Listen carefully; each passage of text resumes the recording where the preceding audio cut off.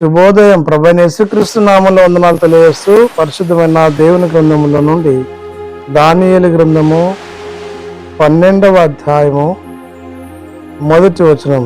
ఆ కాలమందు నీ జనుల పక్షమున నిలిచిన బట్టి మహాధిపతియు మిఖాయేలును వచ్చును.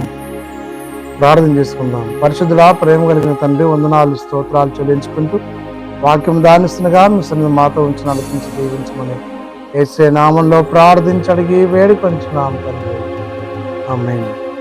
జనుల పక్షమున దేవదూత నిలబడిది.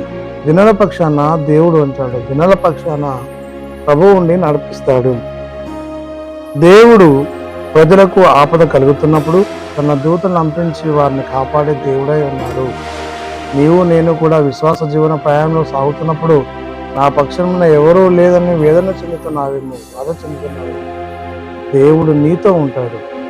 నిన్ను నడిపించుటకు, నిన్ను దీవించుటకు, నిన్ను ఆశీర్వదించుటకు ఈ లోకంలో ప్రభువు నిన్ను ఏర్పాటు చేసుకున్నాడు. కాబట్టి ఆ ధైర్యపడక, ధైర్యం కలిగి విశ్వాసంలో ముందుకు సాగుతూ దేవునికి మహిమ తెచ్చే కుమార్తెగా, కుమారునిగా ఉండినట్లు పరిశుద్ధాత్మ దేవుడు తోడైండి నడిపించిన కాక.